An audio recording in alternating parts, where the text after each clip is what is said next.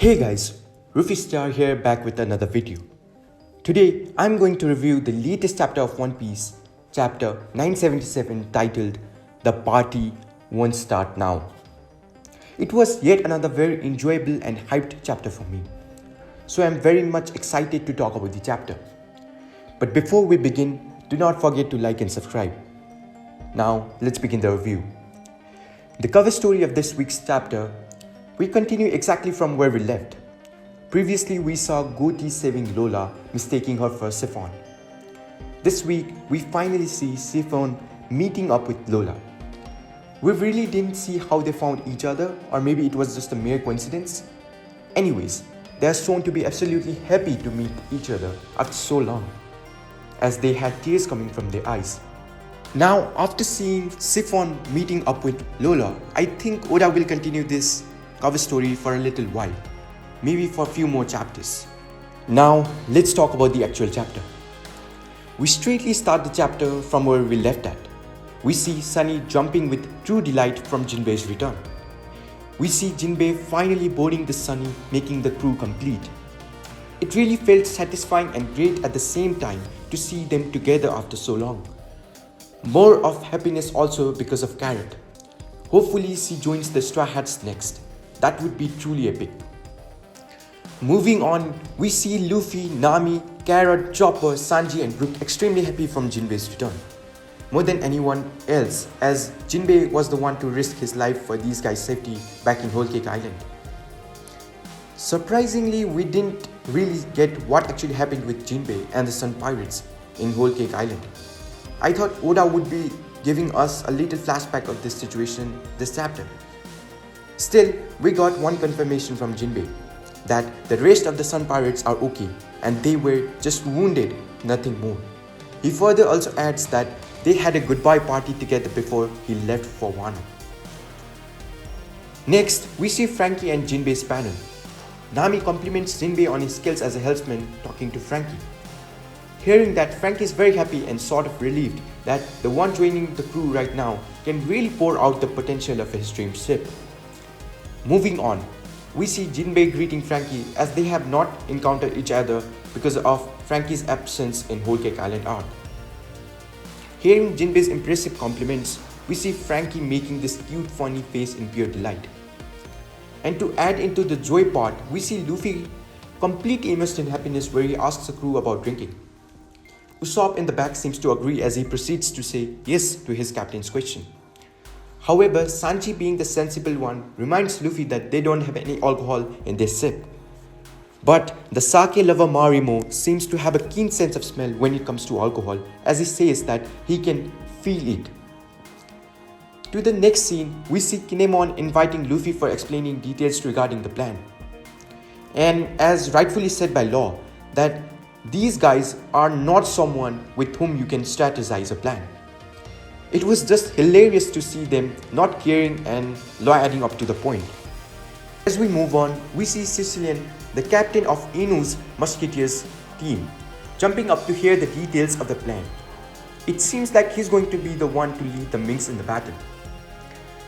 Adding up to the scene, we see Hyogoro also coming forward to hear of the plan for the execution of the raid.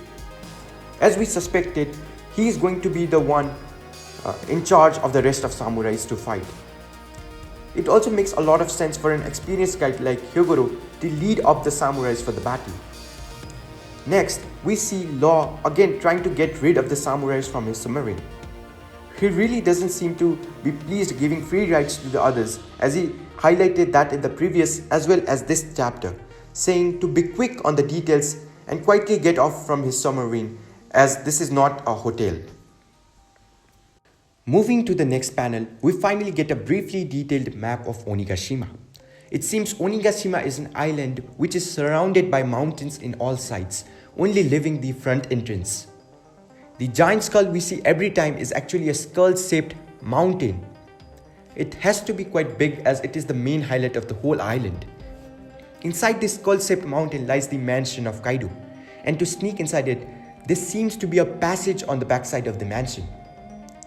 Now, the main plan according to Kinemon is to enter the island from its singular front entrance, divide their forces into two groups equally in strength, make them bypass the Skull Mountain by moving one force through the right side and the other force through the left side of the mountain, which would eventually allow them to reach the backside of the castle where they can access the passage to get through and slice off the head of a drunken Kaido.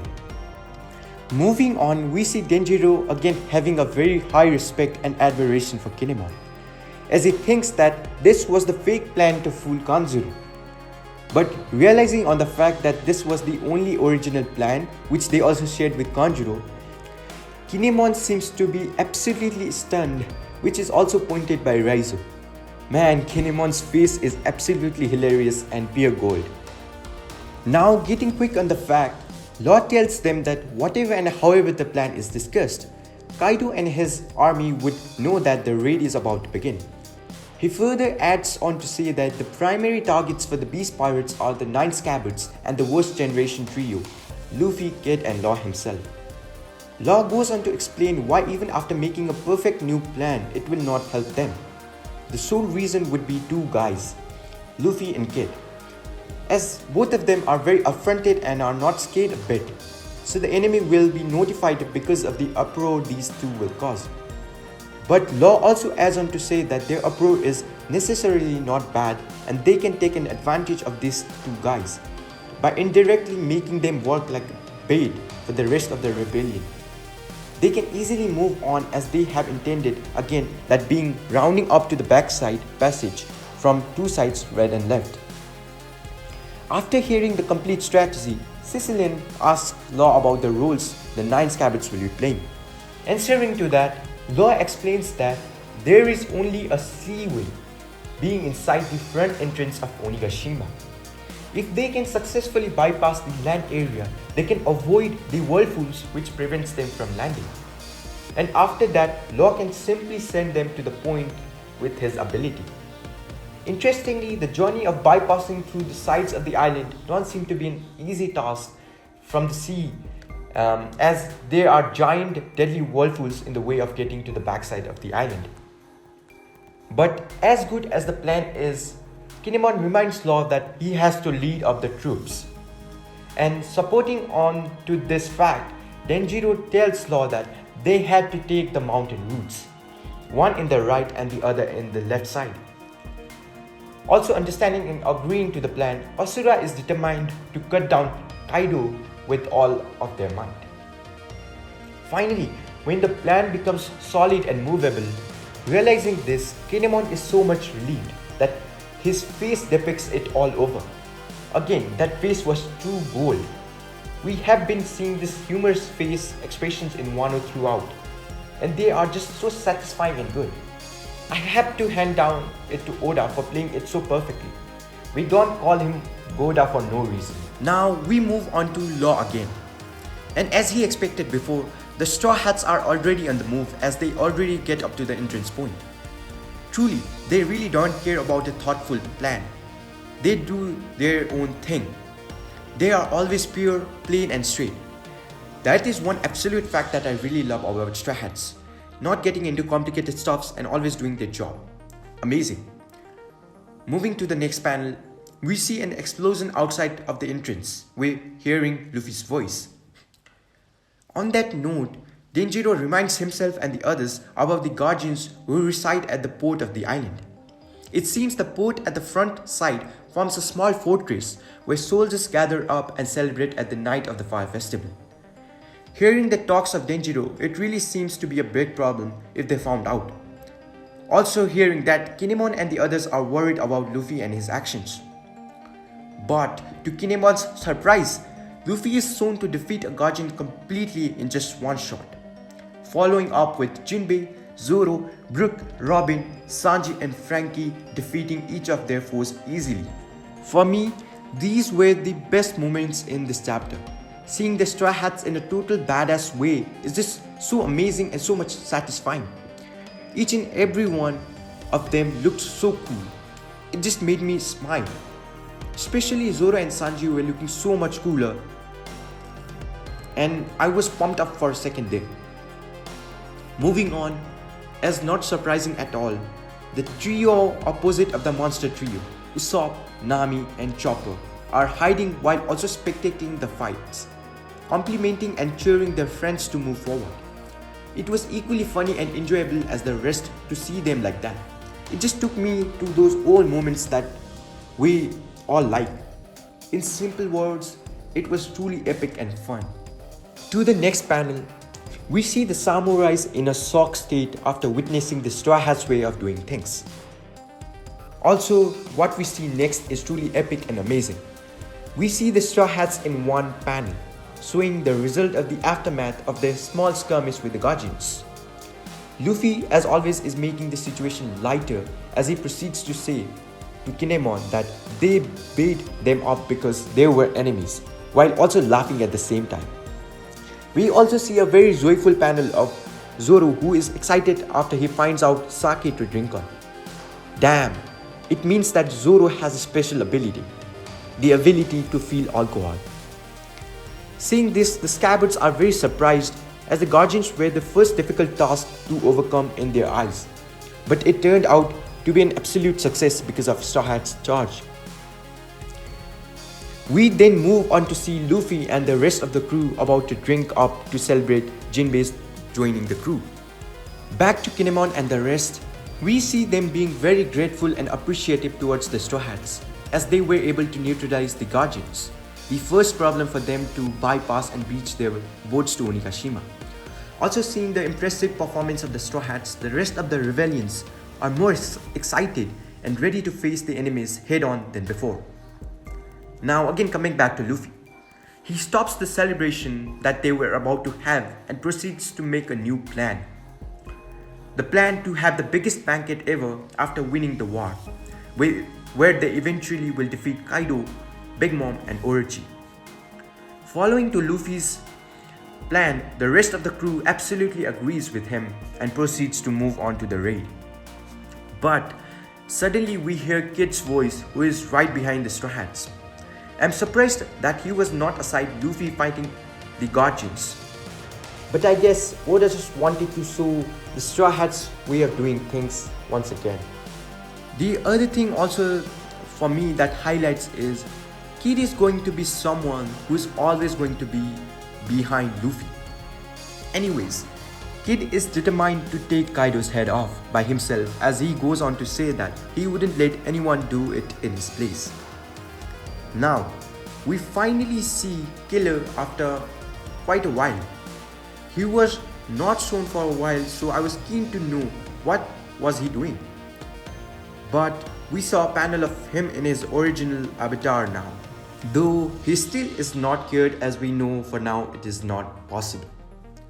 Now coming back to Kid, he seems to really like Kaido's head as he wants it to be his new figurine. It seems we have a confirmation on what Kid likes. He is simply a figurine collector, rather a hard one. But jokes aside, we see Kid's crew speaking with Killer, trying to support and strengthen him up. They even make a joke about Killer being turned into a Jolly, and adding on about how it would be to like the Jolly Pirates instead of Kid Pirates.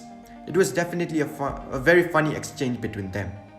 Moving to the next scene, we see Luffy being jealous about Kid having a real fun with his crew. It kind of felt weird and funny at the same time. Luffy then proceeds to command his new talented helmsman Jinbei to beat the Kid Pirates in the naval race, so they can be the first one to put a show on going onwards to Onigashima. Now let's talk about the last few panels, which I would like to explain as pure hype and a great mystery. In the last few panels, we see the ongoing banquet inside Onigashima. We start with a bunch of soldiers and a number sitting with each other, drinking sake and arguing. We also see the music playing while Orochi seems to fumble upon beautiful Orions, as always, being drunk. We then move towards Squee, who is asking for red bean soup as it is his absolute favorite. Now, I want to cut the chase and talk about one interesting thing said in this chapter by Kaido.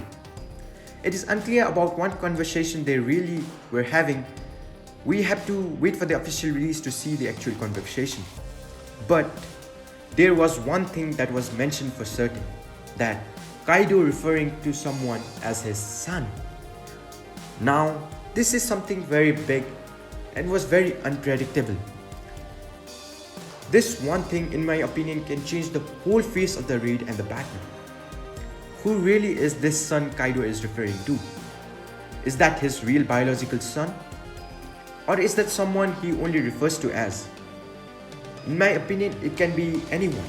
So the main question, is he going to be someone deadly? Or an ace card for the Beast Pirates? Or someone who is not that deadly? I'm not going into details for now, but I might be making small video regarding him, so stay tuned for that. Now let's talk about one last big thing. The entrance of the Tobi Roppos, or the Flying Six headliners of the Beast Pirates. We don't really see their faces, but we do see their feet in the last panel. And one of them, of course, is Drake. There is also one female member there. Finally, a strong female from the Beast Pirates.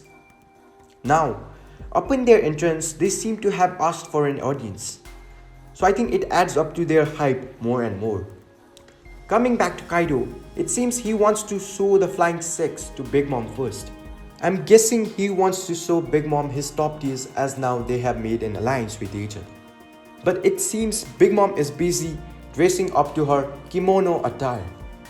I guarantee you that she will look absolutely gorgeous once she shows up. Now the chapter actually ends showing the Flying Six entering the banquet hall.